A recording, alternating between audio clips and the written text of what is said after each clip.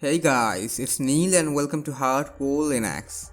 Elementary OS is a Linux distribution which aims to be modern, fast and beautiful. Seems like a perfect replacement for Windows and macOS. It's very similar to macOS in terms of UI and usability. So let's take a deep dive inside Elementary OS 5.0, codenamed Juno. Installation.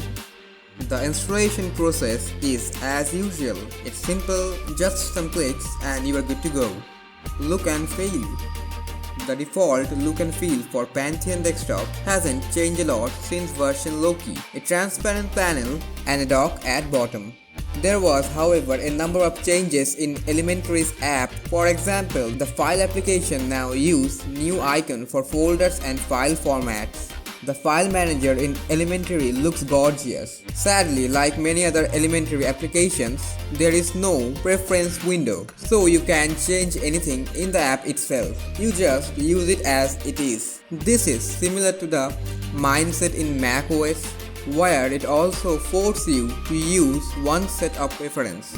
In my opinion, it's one of the downsides of Elementary OS, and it makes a really bad impression, to be honest.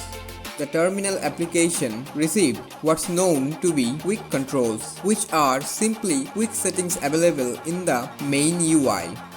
In terminal, you can choose the color screen and font size. Unlike most terminal emulators on other Linux distributions, you can easily copy and paste from and to the terminal using Ctrl+C and Ctrl+V. There is also an option in the context menu which will allow you to open current path in the file manager. Photos is the default app used in Elementary OS as a photo editing application. The Photos app now uses a dark theme by default. It also includes a redesigned photo adjustment dialog which allows you to play with the photo's color and includes some quick options to export the image in different formats. Send it by Bluetooth or mail, print it or compress it somewhere. App Center. App Center, which is Elementary software manager, got a set of huge updates since the last release. Now it features a pay what you want model for many open source programs which are in the store. This allows third-party application developers to earn money from developing free software and also allow users to put their hands on generally better software for whatever price they choose. If you can't pay, you can put 0 in the custom amount box and download the app for free, or you can pay what you want.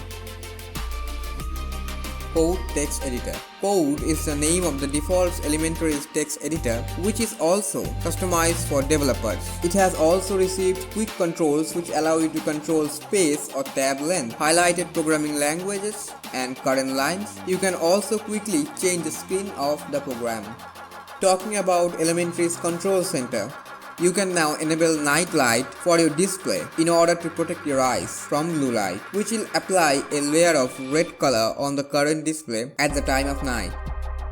There is also a service called housekeeping, which you can active to automatically remove temporary unused files from your system or empty your trash regularly. Now comes the confusion part. Will I use Elementary OS in my main PC as a daily driver? To be honest, I will not use Elementary OS as my main desktop, and there are two main reasons behind it. First one is pretty simple. It uses a tons of RAM just for a desktop experience which simply looks like Mac OS. Some of the folks say it looks gorgeous and it's a wonderful desktop environment. But especially I think it's simply not my cup of tea. But if you like an operating system looks like Mac OS and got a decent hardware, then you may try Elementary OS. The second big reason they charge us real money. Now it's true, developers need money to live their life for sure, but it's just not the proper way in my opinion. Besides, they charge money just for a desktop environment, since Elementary OS uses Ubuntu as core. And let's face the fact, in open source community, if you do something significant, you will raise donation for sure, just like Linux Mint or any other popular Linux distribution does. So that's it for this video guys. I hope you like it. If you like the video, give it a thumbs up, share and please subscribe. And always, thanks a lot for watching. It's HardCoreLinux signing off. Peace guys.